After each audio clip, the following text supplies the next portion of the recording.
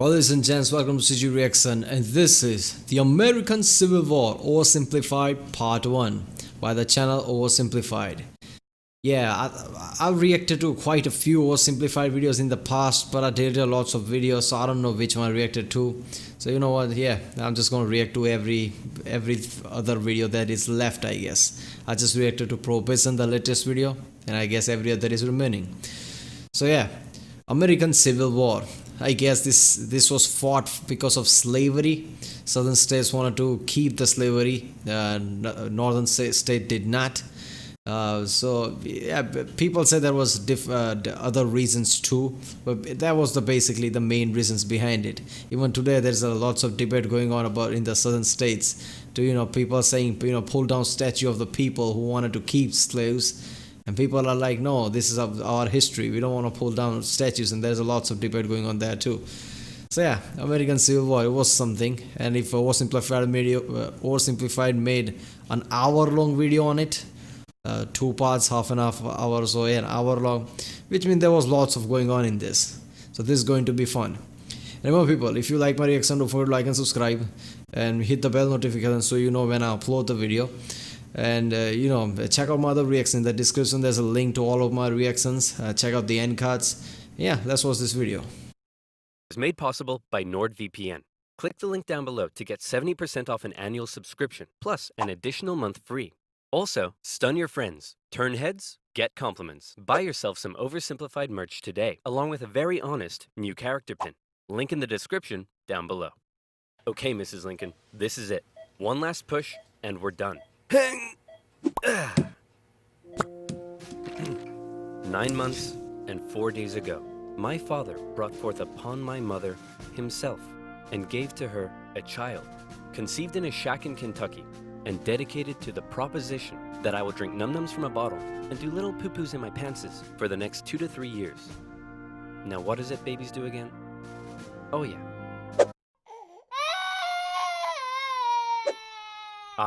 I'm not touching that.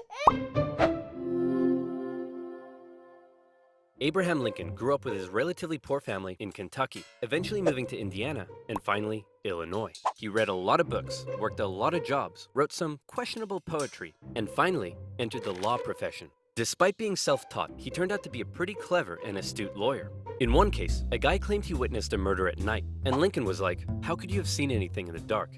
There was a bright full moon." Yeah, I mean, he was a lawyer, and I think Obama was a lawyer too. So lawyers goes to politics a lot because usually it centers around politics in the end. Yeah, so yeah, it makes sense the lawyers goes into the law in the end. And I remember hearing that, he was a good lawyer, Lincoln. I'm not so sure about that. I'm pretty sure that he was a really good lawyer at the time. A what? A bright full moon. Can you say that again, please? There was a bright full moon. A dim half moon? No, a bright full moon. That's funny, because according to this almanac, there was a dim half moon that night, which makes you a liar. Well, I got a bright full moon for y'all right here. Now that's what I call a rebuttal.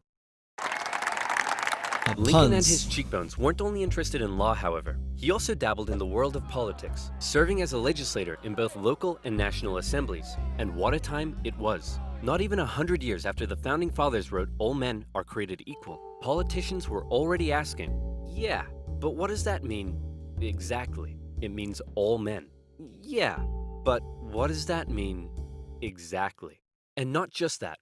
States' rights versus the federal government. What are the executive powers of the president? Is cereal a soup? The Founding Fathers left some of these questions perhaps a little too open to interpretation. That was and the most biggest critical question one of them all. Was slavery, an ugly mark on what should have been a revolutionary new nation based on liberty and democracy. Thomas Jefferson had written a condemnation of slavery in the Declaration of Independence, but out of fear of losing Southern states' support, it was removed. Hey guys, do you think leaving this a little vague will create any unforeseen problems in the future? Cannonball! And those unforeseen problems were now beginning to rear their ugly heads. As the nation developed, the North and the South developed along two very different lines, and two very different cultural identities emerged. Northern cities began rapidly industrializing, while the southern climate allowed for large plantations of labor-intensive crops. As a result, one half of the country didn't rely on slaves, while the other half had become economically dependent on them. In 1793, Eli Whitney's cotton gin caused the slave trade in the South. That's effed up to say that they were economically dependent. I mean, northern states became industrialized. You could have done that too. Yes, you have better weather that supports crops, but if you're dependent on slavery because of that, yeah, well, screw the crops then. Industrialize. Who knows? I mean, yeah, I get it. You need crops, you need food. I mean, if you industrialize, you could import it from some other country if it's that big of an issue. To explode. While in the North, a growing abolitionist movement was taking root. A general mistrust began to develop between the North and the South, as Northerners felt the South were hell-bent on expanding slavery, and fear spread throughout the South that the North wanted to take their slaves away. I'm gonna take In us 1892, slaves. there were Yeah, that's the 11 whole free point. states and 11 slave states. A perfect balance. A happy medium. A harmonious relationship. Hey guys, nice to meet you. I'm Missouri, and I would like to become the 23rd state. Hey buddy, welcome to the nation. We'll be happy to accept you as a free state. Oh no, you don't. You're trying to get one over on us. Missouri's gonna be a slave state. Okay, listen, why don't we just ask Missouri what it wants to be, and we slave state. Well, then, allow me to introduce to you the newest, freshest state on the scene. Maine. Hey, you can't do that, and you can't have any more slave states above this line. What? The issue of slavery is solved, and it will never come up again. A few years Okay, so that's how Maine was created, apparently. later, it came up again. You see, as America expanded westward, each new state or territory that was added threatened to upend the delicate balance between the slave and free states. If one faction managed to outnumber the other, it could gain an easy majority and force its own ideals on the opposing side, leaving a huge portion of the population feeling spiteful and oppressed. For a while, compromises kicked the can down the road and kept the volatile balance in check, as new free and slave states were roughly added in pairs. But then one loudmouth state just had to barge in and ruin everything as usual. Texas. The addition of Texas saw Yes. the United States enter into a war with Mexico, which they won, gaining a huge amount of land out west and creating even more problems. Hey guys, nice to meet you. I'm California, and I would like to become the 31st state. Hey buddy, welcome to the nation. We'll be happy to accept you as a southern slave state. Oh no, you don't. You're trying to get one over on us. California's gonna be a free state. Okay, listen, why don't we just ask California what it wants to be, and we can free state. Well, Nice, California. allow me to introduce to you the territories of New Mexico and Utah, able to freely vote for slavery themselves. Hey, you can't do that! And we can enter Northern Territory anytime we want to recapture escaped slaves. What? The issue of slavery is solved, and it will never come up again. A few years later, it came up again. In 1854, a Democratic senator from Illinois wanted to build a really cool choo-choo train here and proposed that the territories of Kansas and Nebraska be created open to slavery, even though they were clearly above the Missouri Compromise line. Obviously, the northern states were like, hell no. But the southern Democrats who controlled Congress at the time were like, well, if you love liberty. This is still an issue in US in the Congress, where states with very less population. There are, I don't know, was it the Northern Dakota, Southern Dakota? There's two states with northern and southern name in the northern USA. So people they don't have much of population there. Why does it have to be two states? Just merge them. But it's it's politically advantageous thing to do for I guess conservatives. States like California, where there are tons of people there. California is massive, and there are lots of other states, but they are just one state, so their representatives are just as similar as the Northern Dakota and things like that. So it's just weird to see how very few people have lots of representatives in the Congress, and lots of people who are just in one place, because obviously that's how cities work, have very less representatives in Congress. So laws and everything, legislations get passed with what minorities of people want rather than majority of it. That's the issue right now. And democracy so much, then you should let them vote on whether slavery should be legal or not. And so it was. Huge numbers of pro and anti-slavery settlers rushed to Kansas to sway the vote in their favor. And while they were all there, they began to beat the crap out of each other. One of those settlers was a man named John Brown, a former businessman who failed at just about everything he tried and went arguably insane.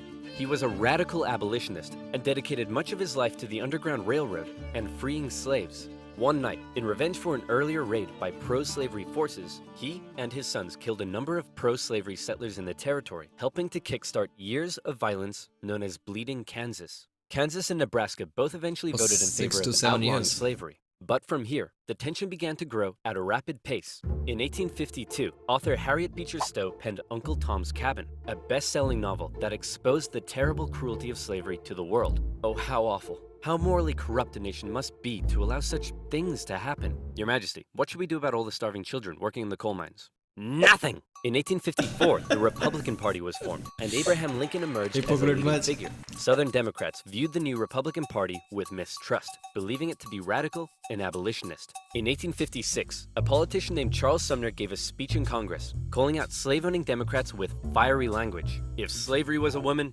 she'd be an ugly one, and the senator from South Carolina would like to boink her. Representative Brooks, do you have a rebuttal? Oh, I have a rebuttal, all right. Yeah, here's a rebuttal for you. Oh, come on. Surely this isn't allowed. I don't know. I'll have to consult the rulebook. I can't find anything about caning a political opponent, but it says here I'm not allowed to wear women's underwear. Uh-oh. News of the violence on the Senate floor took the nation by storm. Southern slave owners sent Representative Brooks new canes to replace his now broken one. And on the floors of Congress, politicians carried weapons in self-defense, which is never a good sign. In 1857, the Supreme Court ruled in the Dred Scott case that all people How hard is that to say, man? No violence inside. How hard is that to pass that law or something? of African descent, slave or free, could not be citizens, and therefore could not sue for their own freedom under any circumstances, undoing years of progress with the strike of a gavel. Now, within all this bitter debate over slavery, there were many nuances. North versus South, Republican versus Democrat, states versus the federal government. But let's strip all of that away. For 4 million individuals living in America, this wasn't about political intrigue or party alignment. It was about the basic human right to be free.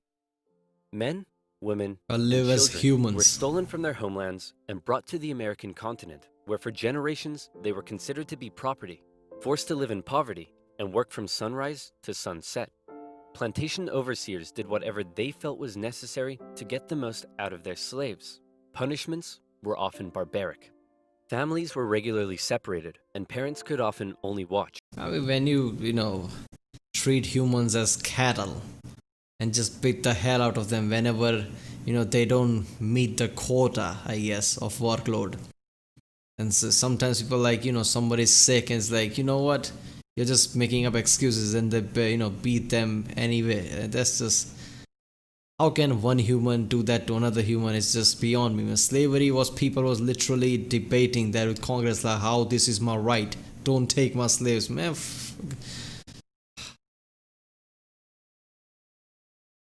As their children were auctioned off, never to be seen again. Oh God. Thousands of slaves took the treacherous risk of running away, and abolitionists in the North helped many escape via the Underground Railroad as bounty hunters entered the North to chase them down.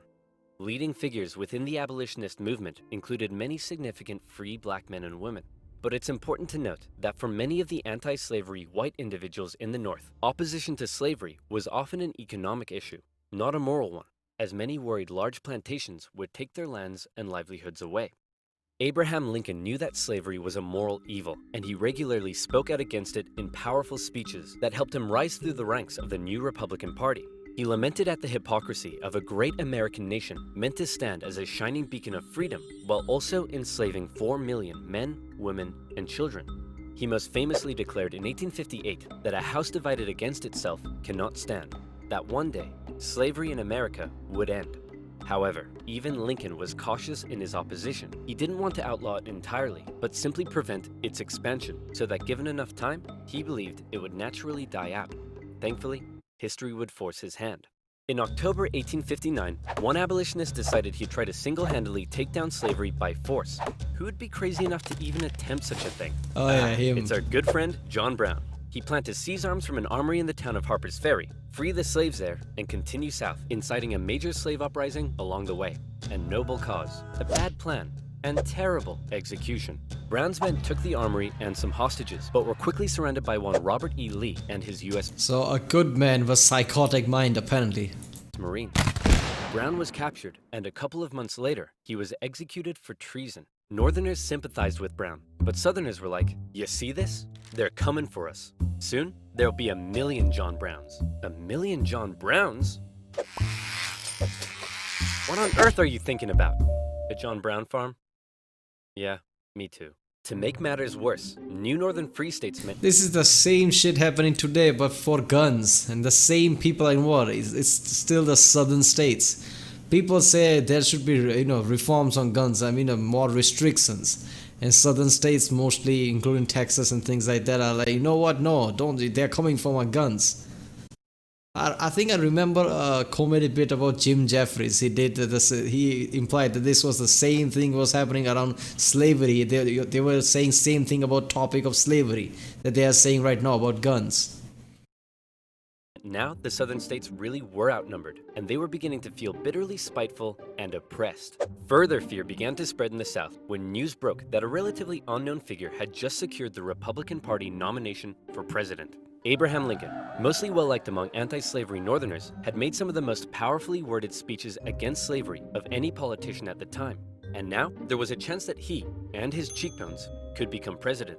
For the South, that would be too much. In the 1860 election, Lincoln's name didn't even appear on the ballot in 10 southern states. But much to their horror, when the final results came in, Lincoln had won by an electoral college landslide. Lincoln himself tried to calm their fear. "How many times do I have to tell you, I'm not gonna take away your slaves?" "Yeah, right, Honest Abe. We've had enough of you Northerners. We're gonna go form our own country." "You can't do that." "Why not?" "Well, if you had won the election, would it be okay for us to leave?" "Of course not." "Well, why not?" "Because that's not how victim mentality works." Many states felt that when they joined the Union, they always withheld. That's true. That's so true, the Victor. Man, this is effed up, man, isn't it? These are all, there's a different flag. I don't know what's they called, but they're still using that flag right now. Alabama has it in their state flag. That basically represents slavery in southern states. And they are waving that flag saying that we are patriot. And people point out, you literally tried to, go out and form your own country. You were literally traitors. How did that become sign of patriotism? The right to leave it whenever they pleased. Many people living in 19th century America often felt more loyalty to their state than to the nation. And now, with the South feeling like it had lost its voice in the federal government, they were out of here. South Carolina was the first to go, and over a period of 6 months, one by one, 11 slave states officially seceded from the Union, with just 4 contested border states opting to remain. The seceding states issued a number of official documents justifying their secession. South Carolina proclaimed that it was northern states' hostility to slavery that rendered the federal government illegitimate. That's great, isn't it? Just call the government illegitimate when you basically just you don't like what they're doing. You lost in elections, so you're just getting out because apparently government is wrong. This is still the same shit that's gonna happen in the future, because right now lots of cities, major cities like Los Angeles, states like California, states like New York, they are getting more educated people, more technical people there, and everywhere else there are lots of people who are not so educated, and they are in the other states. So GDPs are literally different. Like in California, GDP of California is immensely high compared to some other southern states and some of the northern states who are not so advanced. So I fear there is a day where it will come, like, people in California, people in New York State, they are like, you know what, we are literally dragging this whole country on our back and we are doing everything. While these other states are going to the Congress, they have more representative there since they are more state, even though there are less people, and they are reforming all these things. They are creating legislation that is hurtful to us, and we are the one who's carrying this whole country. You know what? We want to create our own country. So, cracks in the entire country in the future is quite possible. Mississippi declared that their position was thoroughly identified with the institution of slavery, and in a speech, the Confederate vice president stated that the new Confederate government rested upon what he called the great truth of racial inequality. Revered American generals, such as Robert E. Lee, opted to side with their states over the Union. And with all the chaos, one New York lawyer wrote that rather than a bald eagle, America's national bird should be a debilitated chicken. And hey, I kind of like that. One man, watching the crisis unfold, knew it would be his job to solve it. Lincoln was just about to hop on a train and become the President of the United States of America. Hey man, you're hella ugly. Grow a beard or something to hide that face. Good idea. Still ugly. With assassination plots already underway, Lincoln had to travel to Washington, D.C. under heavy disguise and protection. All along the way, he received stacks of threatening letters. May the hand of the devil strike you down. You are destroying this country. Damn you, every breath you take. Love from... Grandma? At his inauguration speech, Lincoln once again reiterated that no, I do not want to take away anyone's slaves. But for Lincoln, he did want to preserve the Union. He declared secession to be nothing but an illegitimate rebellion. In your hands, and not in mine, he said, is the momentous issue of civil war. You can have no conflict without being yourselves the aggressors. We are not enemies, but friends. It was clear Lincoln was ready and willing to get freaky and open up a can of Scatman John if he had to. Whether he had the support of the people, however, Well, Lincoln was right. You can't just secede whenever you think the government is not run with what you want. You want your slave. He's constantly saying that I'm not going to take away your slaves. And you're still like, no, he's still going to take away our slaves. Let's just secede. You can't do that, man. States cannot just go, you know what, we're going to form our own country now since we don't like whoever is in charge right now. That's not how elections work. Was in question. In the end, it was the Confederates that fired the first shot. As they seceded, the Confederate states began seizing federal U.S. property throughout the South. Off the coast of Charleston, South Carolina, was one such federal property, Fort Sumter, held by a measly, undersupplied U.S. force. The Confederate militia there demanded the fort surrender, a request which was quickly denied, and any remaining hope for a peaceful solution to the secession crisis probably then died when the Confederates did this. The Battle of Fort Sumter is considered to be the beginning of the American Civil War. Many of the Confederates there also considered it to be the end of the American Civil War. They hoped Old Abe would just sigh and say, okay, you win. Unfortunately for them, Lincoln actually said, you're about to get a roundhouse to the face. Lincoln sent out the call for 75,000 volunteers, and men signed up in droves, hopeful for some adventure and good old-fashioned F-U-N. In the new Confederate capital at Richmond, Virginia, Confederate President Jefferson Davis and his cheekbones had also sent out the call for 100,000 men. As ever, both sides hoped for a quick end to the war. Is it over yet? No, Jimmy, it's been 1 week. Is it over now? No. How about now? If you ask that one more time, I swear I will turn this army around and you'll all have to go back home to your wives and children. But in particular, the South knew the conflict would pose a bit of a challenge. How can we expect to win with a population of only 5 million against 22 million in the North? If you count us 4 million slaves, you'd have 9 million. Great idea. Hand these rifles out to all the men. Wait a minute. You almost had me there. The problem for Lincoln was that many of his top... He almost had me too, man. I mean, what? They was gonna fight for them? So what? So win the favor or something? Because that's stupid. Lincoln has been literally fighting for them, but no, obviously that was just a joke. Generals were getting old and were being a bit too cautious. The commanding general was a man named Winfield Scott, a veteran of the Mexican-American War, and by now, he was too fat to even mount a horse. Okay, chaps, we need to come up with a plan. Hit me. We could wait for the Confederates to come and apologize. Maybe we should all sit in a circle and discuss our feelings. Crossing the Delaware into New Jersey worked for me. Those are all terrible ideas. And you? Wrong video. Hey, I'm the greatest president in the history of this nation. Yeah, we'll see about that, dingus. Eventually, Lincoln's generals came up with a multi-pronged strategy. First, a blockade would cut off and starve the South of supplies by sea. Secondly, taking control of the great Mississippi River would sever the South's economic artery while splitting it in two. And finally, a main Union force in the east would move south and take the Confederate capital, ending the war. Bada boom, bada bing. Skirmishes began to break out across the nation, and the Union Army in the east began to move south towards Richmond. Everything seemed to be going well until they reached Manassas, where they came upon a large Confederate force. It's almost like they were waiting for us. How did they know?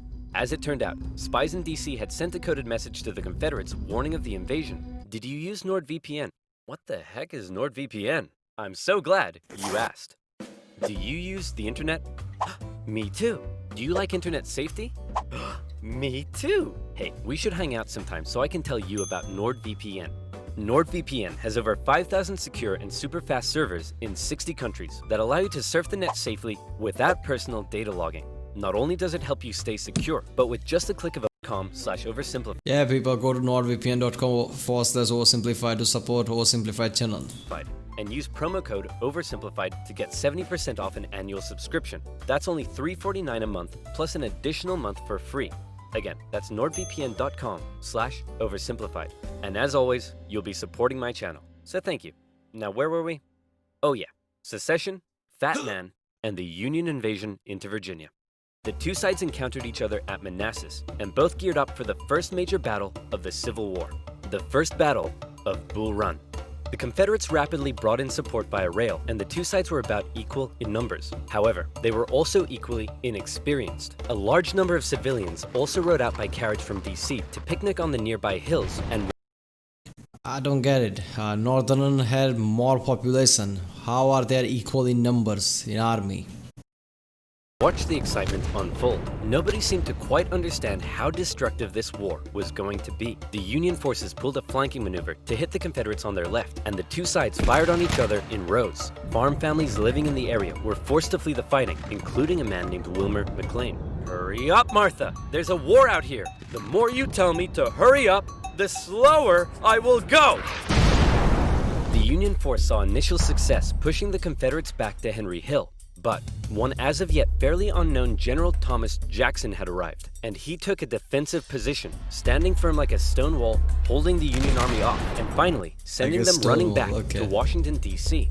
With heavy casualties, the sobering reality of war hit both sides hard, and the North, having just lost the first major battle, had to face the serious prospect that they may not actually win this war. President Lincoln, General Jackson whipped us so hard, the Confederates are calling him Stonewall Jackson. Wait, that's why they're calling him that? Not because he looks like he ran face first into a stone wall? Apparently not. Worse yet, the North had also lost the first major battle. I don't get it. Obviously, Union, yeah, Northerners are called Union. Union has more population with them than, Confederation, yeah. So how does they have equal army? I thought Union would have much more soldiers. Out west, giving away control of southwest Missouri. All of this was terrible news for Abraham Lincoln, especially since many of his generals and cabinet already didn't have much respect for him. They felt he was incapable of running a war because he seemed a bit like your friendly old grandpa. He famously loved a long-winded story and a good pun. I've been so busy, my wife is missing me, but her aim is starting to improve. But deep down, few realized he could also be incredibly shrewd. Oh, Abe, you're so funny. Funny how? Funny like I'm a clown? Abe, I was just... No, funny how? Like I'm here to amuse you? During the war, Lincoln committed acts that were viewed by some as impeachable. His administration suppressed the free media from printing articles sympathetic towards the South. Some Southern sympathizers were even arrested without a trial. Lincoln's criticizers began accusing him of being a tyrant. But to quote the man himself, hey, it's war, baby. What are you gonna do? By the end of 1861, with things already looking bad for the North, abolitionists such as Frederick Douglass couldn't believe that the Union Army weren't enlisting black men. He continued to put pressure on Lincoln to make the war about emancipation. Mr. President, it's time to make the war about emancipation. I don't want to ruffle any feathers. The feathers are already ruffled. But Lincoln, hanging on to hope for a quick end to the conflict, continued to fight. I mean, they are already trying to secede. I mean, what's there left? I mean, this is, in the end, it's all fight for the slaves. So, it's why not have black people join the fight? It's for them. They would have most invested in this fight. So yeah, that does make sense. Abe, I don't want to ruffle any feathers. Man, feathers are on fire. Fight only for the preservation of the Union. It was decided, however, that escaped slaves from the Confederacy could be held as enemy contraband, and many of these men were put to work bolstering the Union's infrastructure and supply lines. Hoping to get things moving, Lincoln made young General George McClellan the new commanding general, and McClellan began to train up his men. He thought a lot of himself, however, and believed he was going to be the nation's great savior. And like many others, he didn't approve of the president's handling of the war. On one occasion, Lincoln went to McClellan's house to meet with him, but McClellan was late returning home. He kept the president waiting, and when he finally got there, he just straight up went to bed. Now that's what I call disrespectful. McClellan talked the talk, but could he walk Man, that's precedent right there. What's wrong with you? You don't do that. the walk? No.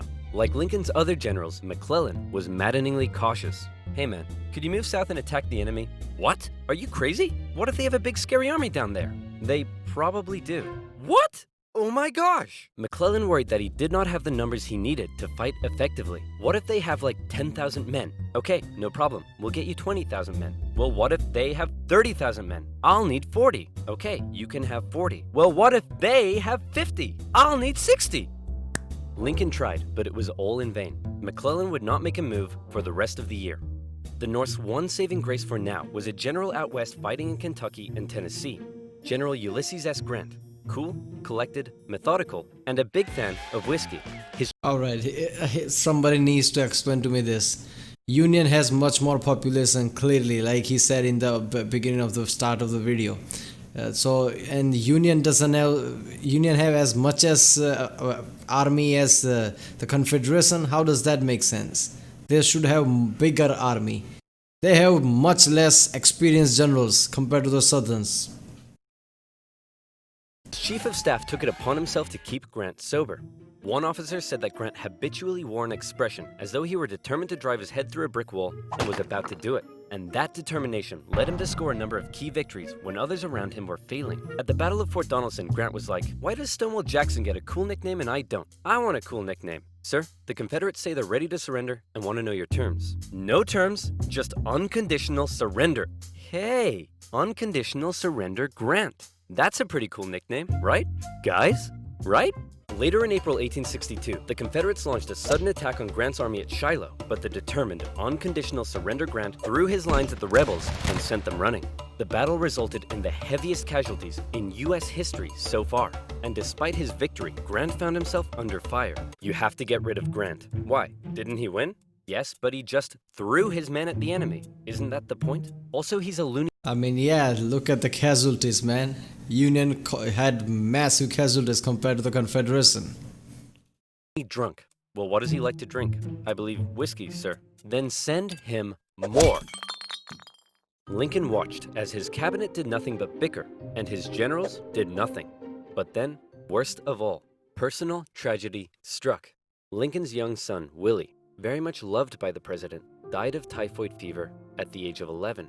Lincoln was a sensitive man and was heavily affected by the loss. His wife was inconsolable. But one of Lincoln's greatest traits, what made him such a great leader, was in the darkest of times, with composure and determination, he kept moving forward.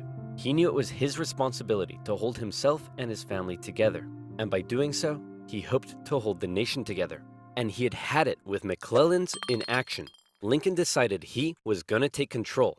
In March 1862, Lincoln firmly ordered McClellan to once again move south towards Richmond. McClellan insisted instead they move by sea to the Virginia Peninsula and attack Richmond from the southeast. "Yes," said Lincoln. "Okay, anything."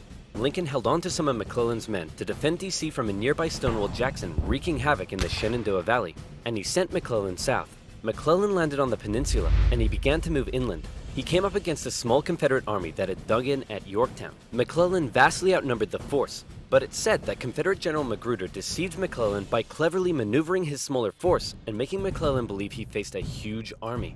"No, you have way more men than them. Move forward." No. McClellan settled in for a month-long siege, giving time for Johnston to move south from Manassas and Magruder time to retreat. What a fucking idiot. He's not a good general of the, he's not good general at all. I mean, how can you deceive somebody like that I have a bigger army? He should have more smarts than that. He should have seen through that. What an idiot. I don't get this. Union has much more population, but they have same amount of army as the Southerners, and then Confederation has better generals than Union got. This is ridiculous. When he finally entered the city and found it deserted, he declared it a victory, calling his success brilliant. Then, after meeting some resistance at Williamsburg, McClellan moved to within just 20 miles of Richmond, his armies able to hear the church bells ringing in the enemy capital. You still outnumber them, Go give him hell. No. McClellan once again held back, moving slowly and defensively, and with his army split in two, the Confederates saw an opportunity to strike back. McClellan's advance was halted, and now the Confederates pulled an ace out of their sleeve. General Lee, you're up. Do you think we should evacuate Richmond? No, Mr. President, no need. General Robert E. Lee, one of the most brilliant military commanders of the time, was now in charge. One of his biggest strengths was his ability to read the mind of his enemy, and he knew McClellan was cautious and weak. After moving Stonewall Jackson south to join him, and even though he had a smaller army, Lee hit McClellan in a series of fast-paced, close combat battles that had McClellan spooked. McClellan retreated the Union Army back again and again and again, escaping the Peninsula and returning to D.C. Lee had defeated McClellan, and the campaign had failed. Well, that was a major success. A success? Tell me exactly what was successful about that. Well, we successfully retreated. You lost. I didn't lose. I merely failed to win. Things just kept looking worse for the North. At least their Navy had seen some success, capturing a number of key port cities, notably when they steamrolled past Confederate forts to take New Orleans. And speaking of the Navy, both sides had begun using ironclads. So that's pretty cool. But in the East, they still weren't having any luck. After McClellan's disastrous campaign, Lincoln briefly sent out one General John Pope to attack Northern Virginia. Hey man, just checking in. How's it going? Well, the Confederates kicked my butt at Cedar Mountain. Then they raided my camp and ran off with my money and clothes. Also, I appear to have been wedgied. Lee defeated Pope at yet another battle at Bull Run, in which nearby farm families once again got caught up in the fighting. Hurry up, Martha! There's another war out here! I'm waiting for my hair to dry! Wilmer McLean, sick of war, moved his family south, where he knew the war would definitely, absolutely, never touch him again. But Lincoln had yet another problem to contend with. European powers, in particular the UK, were looking increasingly like they may intervene diplomatically on the side of the Confederates. They were missing their precious supply of southern cotton because of the Union blockade, and they wanted to see a swift conclusion to the war. What happened to the reading that someone else wrote something and touching that heart like, oh, look at those all slaves that Queen was doing? What about that? Now she's all for slavery suddenly? The tension between America and Great Britain had been increasing, especially after Confederate diplomats were discovered on a British ship. Now, after McClellan's failure to take Richmond, the UK declared it impossible for the North to win.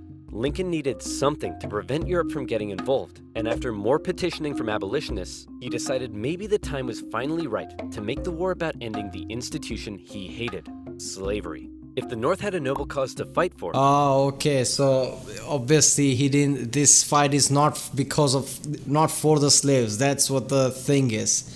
So British and everybody is fighting. So they're like, we're just fighting to end the war, and we need that cotton or whatever. So the slavery is issue of slavery is up here is not what they declared right now. So that's why England is favoring the South. So now saying, okay, we are trying to end slavery here, man. So maybe then they are like, oh, so okay, so we're not with Confederation then. Europe would be less likely to intervene. But Lincoln and his cabinet knew before they could declare something as radical as emancipation, they needed a victory, especially now that the Confederates were about to go on the attack. Aware that he had a limited number of men and supplies, Lee now hoped that if he could just threaten Washington, D.C. militarily, he would gain Europe's recognition and crush Northern morale in time for the midterm elections, forcing the North to negotiate. With confidence at an all-time high, for the first time, Robert E. Lee invaded the North. But on September 13th, the North finally had some luck. Oh boy, it's my lucky day! A cigar in a field. Hey, what's this wrapped around it? Oh my gosh! That's right, the North had discovered General Lee's battle plans wrapped around some cigars. And in them, they saw that Lee had split up his forces. Alright, I feel like that's deliberate. Somebody deliberately left it like that. Because how can they make that kind of a mistake? Wrapped it around cigar, really? Or maybe somebody just thought the cigar is gonna burn out with the plan, so they were just smug like that, who knows? And it backfired. McClellan headed out from D.C., and the two sides met in the Battle of Antietam, a crucial battle that would decide the course of the war. It saw the most vicious fighting to date, and still remains the single bloodiest day in American history. But, for once, the North came out victorious, and Lee was forced to retreat. He's on the run. Chase him down and finish him off. No. You know what, old buddy, old pal? You're fired. The North had won a crucial victory. Lincoln breathed a huge sigh of relief And with that win, he was prepared to take a huge step. On September 22nd, the Emancipation Proclamation was issued. In January, all slaves held in the Confederate States would be, as far as the US government was concerned, officially free. Throughout the North, free black men and women rejoiced, knowing that if the North were to win, their brothers and sisters would no longer be held in bondage. The proclamation also had the intended effect on Europe, who were not willing to oppose a pledge to end slavery. An outraged Confederacy knew that Lincoln had given the war a new meaning. It was no longer just about the preservation of the Union. Now, it was about creating a new Union, washed clean of its original sin. A Union without slavery.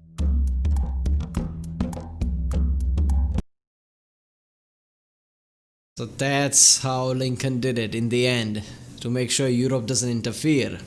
Obviously, it was his plan from all along to, end the slavery. Man, this was awesome.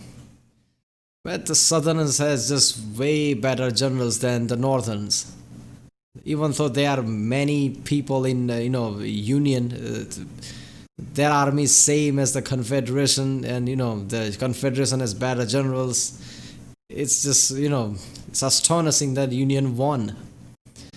Alright, this was a good video. Alright, if you like my reaction, don't forget to like and subscribe, and I'll see you next time.